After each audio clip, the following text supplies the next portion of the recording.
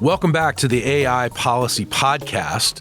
In this episode, we're going to touch on the latest U.S. export control update, President-elect Trump's pick for the White House AI czar, and the latest in AI and national security.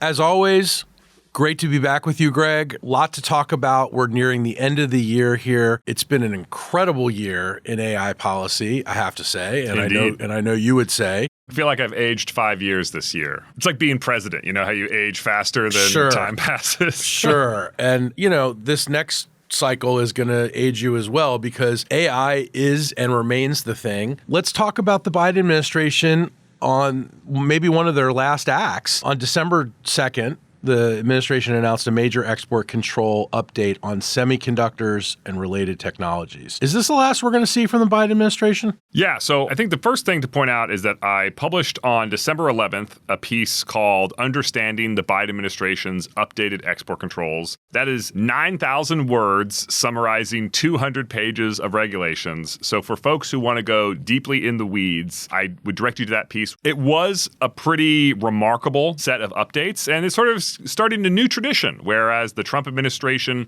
also had bombshell export controls in its final months in office. Now the Biden administration is replicating that. You asked, is this the last that we're going to see from the Biden administration when it comes to export controls? And I can now say definitively, no. No. Yes. So we had Ben Buchanan. We actually released my fireside chat with him from our recent event as a podcast episode. And the words that I think are so interesting is that he said, quote, "I intend on using all 42 remaining days. Okay. We're not done." Okay. And we know that he's not done because on December 9th, 2024, the White House Office of Management and Budget posted a government regulatory notice that indicated there would be a new round of controls titled Export Control Framework for Artificial Intelligence Diffusion. Now, what's in that package of regulations? It's not entirely clear. There's been some reporting and speculation. I don't know. We'll have a full analysis once it actually comes out. But I do think it's fair to say that, the Biden administration is running through the tape. They are running to finish. And it's pretty remarkable because these are pretty big packages that have come out and, from what I understand, are going to come out. I mean, I have heard from people who are in the administration and particularly in the executive office of the president, they are full steam ahead on just about everything. And they're not out of there until I think their last day is January 17th.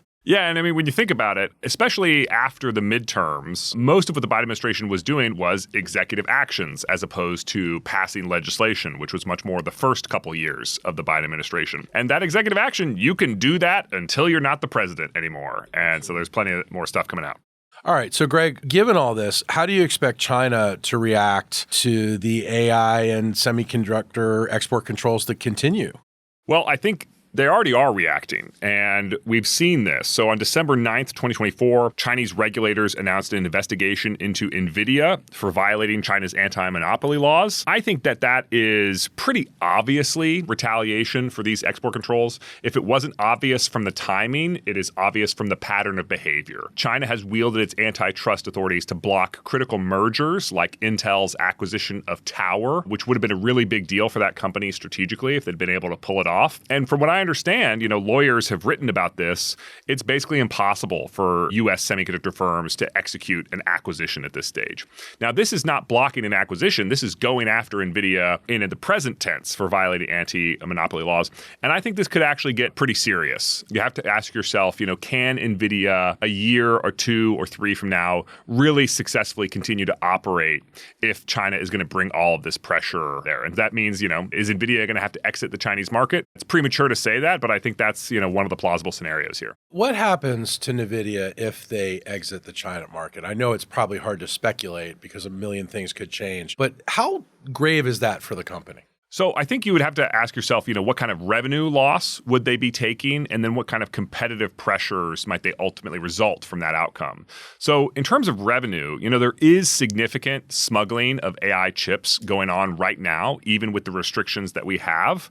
And what that means is that there are customers in China who are willing to break the law to get access to NVIDIA products. So if NVIDIA exits the Chinese market, Well, it might be illegal to buy NVIDIA products, but there are people who have already demonstrated a comfort with breaking the law to gain access to NVIDIA products. So what that would mean is that NVIDIA is going to operate through distributors, through resellers, through smugglers. That would obviously not be an explicit operation. That would just be a de facto, not a de jure outcome. Yeah, you're not saying the company would I'm not saying the company is actively engaged in not. smuggling or anything like that, but I'm just sort of saying like this is how NVIDIA products would continue to have an impact on the Chinese market, even if the Chinese government, really drops the hammer on them. And I think the maximum amount of penalty, that the Chinese can impose is what is the value of the open operations of NVIDIA in the Chinese market, right? If the penalty is infinity $1 billion, well, NVIDIA's not going to stick around in China to pay that penalty. They would just exit the market.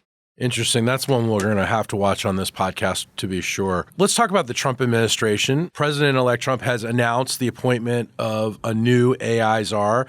It's venture capitalist David Sacks. He will serve as the White House AI and crypto czar. What do we know about David Sacks? Well, I think it's just kind of interesting that he's the AI and crypto czar. Yeah, it is. Because in the Republican Party platform, what issues were listed back to back? AI and crypto. So clearly this is, reflective of a little bit of how the Trump world views these topics. So when I think about the background of David Sacks, there's a few things that really stand out. Number one is he's a member of the so-called PayPal mafia. He was the COO of PayPal in the late 1990s, where he worked alongside folks like Elon Musk and Peter Thiel.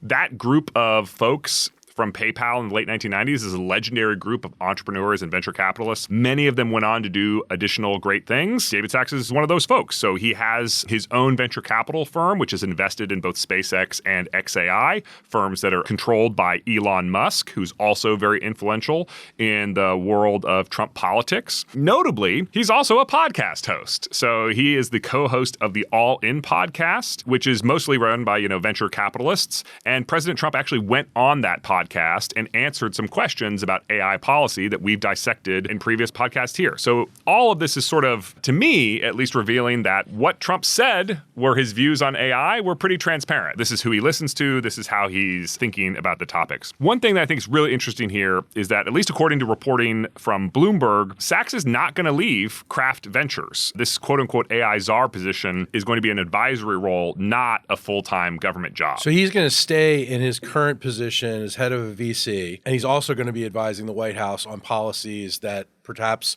he's investing in? That's right. I mean, directly relevant to the stuff he's doing. Now, that's not entirely unprecedented. There's advisory commissions that have existed in the past where folks from the private sector would sort of sit on those seats. Sure. Business leaders have incredibly valuable inputs into government decisions. Yeah, we know that. But I'm not aware of somebody being described as a czar and falling into that category. That doesn't mean it's completely unprecedented. It just means I can't think of a precedent. So it's sort of interesting to see how all that's going to shake out. But it is a very noteworthy pick. Okay, so what policy positions is he likely to advocate for when it comes to AI? So I think there's two that we've talked about before that stand out to me. The first is a connection between the issues of technology and national security. So on one episode of his podcast back in April 2024, he said, I do want the United States as an American to be the most powerful country. I want us to get the best value for our defense dollars. The only way that's going to change is if the defense industry gets disrupted by a bunch of startups doing innovative things. That's all incredibly relevant to our next discussion topic. Right, because we want to talk about this new partnership between OpenAI and Anduril. Yes. One last thing before we jump to that, though. I do think it's also worth pointing out that he has sort of expressed the same sort of criticism that you've seen coming from other Republican circles about the risk of free speech, woke politics, and big tech bias. So in a Truth Social post, when it was announcing Sacks as the new AI and crypto czar, President Trump noted that Sacks will, quote, safeguard free speech online and steer us away from big tech bias and censorship. So I do think that sort of reveals how there are folks in the Trump world who are very pro-startup and come with a little bit of skepticism towards the sort of established big players in tech. Think Microsoft, think Google, think Amazon, et cetera. Well, and that's got to be why you're seeing the leaders of those companies making pilgrimages down to Mar-a-Lago to visit with President-elect Trump. And also dipping their feet into the waters of national security as a part of their business. So I think that takes us to our next topic, which I diverted us from. Well, yeah, and I mean, this is the stuff we live for. We're excited to talk about this, of course. And let's talk about OpenAI and Anduril. On December 4th, the defense technology company Anduril and OpenAI announced a partnership to use cutting-edge AI for national security missions. Before we get into the details of this, can you talk about the history of the relationship between the DoD and AI companies? You were at the center of that. Oh, yeah. The first history, goes back many decades, right? In the 1980s, DARPA had this strategic computing effort, which was a very broad effort to advance the science of AI and its applications. So this has been going on for a long time. But if you fast forward a few decades to 2018, this is when Google was supporting the DoD's work on something called Project Maven, which was one of the key Pathfinder projects for AI in the Department of Defense. And it led to thousands of Google employees, including dozens of senior engineers, signing a letter protesting the company's involvement in Project Maven. I remember because in June 2018, I actually wrote an article that was published in Nature titled AI Researchers Should Help with Some Military Work, which is a pretty simple title, right? Should help with some military work. And if the sort of lack of ambition embodied in that title gives you any hint, it's because that was a controversial position back in 2018. There was a lot of anti-military sentiment in the AI research community. There was a lot of skepticism about what the DoD might use or what the IC might use AI for. Would that be involved in rights violations, those types of things? And Google, when it announced that it was pulling out of Project Maven, it explicitly said, it released this sort of set of AI principles. And one of the things it said is that we will not design or deploy AI in the following application areas: weapons or other technologies whose principal purpose or implementation is to cause or directly facilitate injury to people, and technologies that gather or use information for surveillance violating internationally accepted norms. There's more in there, but I think that just tells you what a massive reversal that we are in 2024 compared with 6 years ago. It's incredible, isn't it? Yeah. Well, okay, so what does this partnership actually entail? We talked about how this partnership is designed to use cutting-edge AI for national security missions. What does that mean?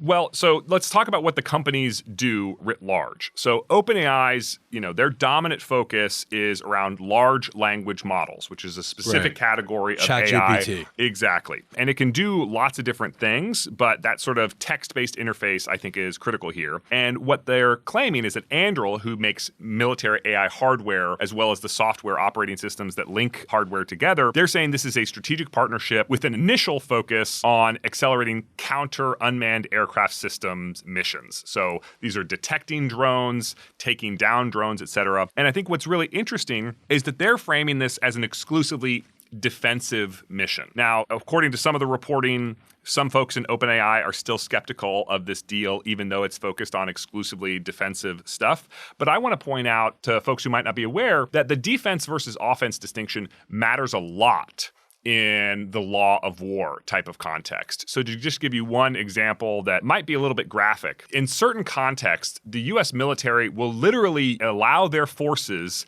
to use different kinds of bullets based on whether they are attacking somebody else's base or whether the base is attacking them. This is the distinction between like hollow point bullets, which are much more likely to kill you and have a lot more stopping power, and full metal jacket type bullets. So that's like just one example of how the United States military, when it thinks about military ethics, proportional use of force, et cetera, the defense versus offense distinction comes up all the time. And it comes up specifically in the case of autonomous weapons. So a policy that you and I have talked about a lot on this podcast, Department of Defense Directive 3000.09, that policy says that autonomous weapons that are exclusively defensive and exclusively anti-materiel, materiel meaning planes, tanks, ships, not meaning anti-personnel like enemy infantry, have a different, review process for getting approved than autonomous systems that are going to be used in offensive engagements. So I just want to push back on the criticism that I've seen out there online, basically saying that this defense-offense distinction that OpenAI is drawing doesn't mean anything. It's actually something that's deeply rooted in international humanitarian law and the law of war. Greg, is anybody else partnering like this, or is just OpenAI and Anduril? I think over the past few months, we've just seen a rash of leading AI companies embracing the national security mission. So you've got Anthropic, which makes Claude one of the important competitors to ChatGPT. They said that they now have a partnership with Palantir Technologies, which is well known as a defense contractor and an intelligence contractor. Also backed by Peter Thiel. Indeed. And Amazon, which folks may know, Amazon Web Services, AWS, is the major cloud provider to the CIA, among other customers. And so Anthropic announced this partnership with them to provide U.S. intelligence and defense agencies access to its models. Meta also announced that it's going to make its Llama series of models. This is the open source product that's going to be available to DoD and contractors like Lockheed Martin, Booz Allen Hamilton, and Palantir.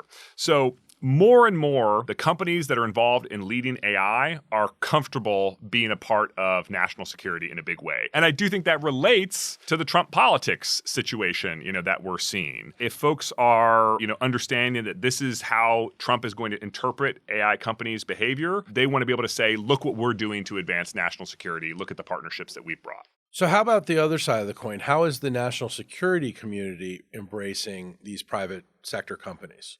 So I think what you're seeing is that the major defense contractors have been saying, since well before the Google protests, that they have advanced AI technology too, that they're bringing that to bear in the national mission, and that they don't have any of these qualms, that were expressed 6 years ago. And some of this is showing up in the form of partnerships with big tech firms, right? We mentioned, for example, how Lockheed Martin, the largest U.S. defense contractor, is already partnering with Meta for using its Llama models.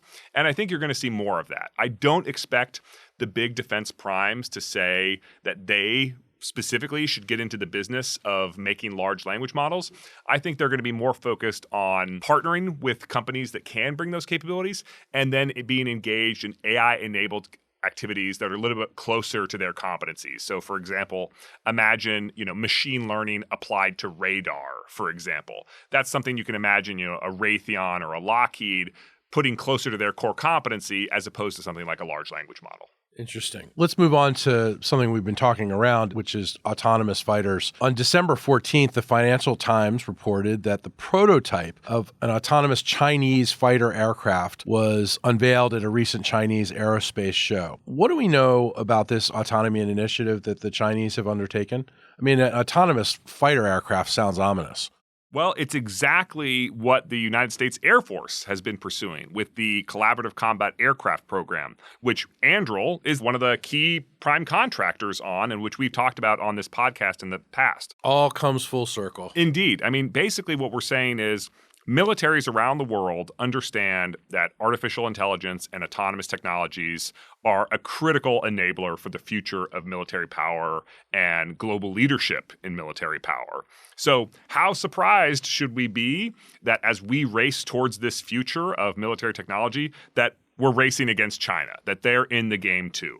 I'm not surprised at all. Now, I think it's worthwhile to note that this was an air show prototype that was, on the floor, so folks could walk up and they could touch a thing. To the best of my understanding, was not a scale mock-up. This was actually claiming to be, something that is going to be a part of flight testing at some point. But it was not a flight demonstration. Right, they didn't see it get off the ground. Yeah, exactly. The American stuff that we've had, for example, systems built by Kratos, the Valkyrie, as part of the Air Force Skyborg program, there's videos of them flying in formation with manned aircraft. So the Chinese are unambiguously aiming at the same target, which is loyal wingmen. These are autonomous aircraft that carry missiles that are intended to engage in combat, but they are under the command of human pilots who are generally operating nearby. With a joystick. Yes, the humans are flying their planes, and then they're commanding the other planes, but other planes are actually being flown by AI. Interesting. Well, so what are the implications of this race between China and the United States and our allies? I think it really comes back to, what David Sachs said in his podcast, which is, if we're going to maintain military technology leadership, we have to disrupt ourselves effectively.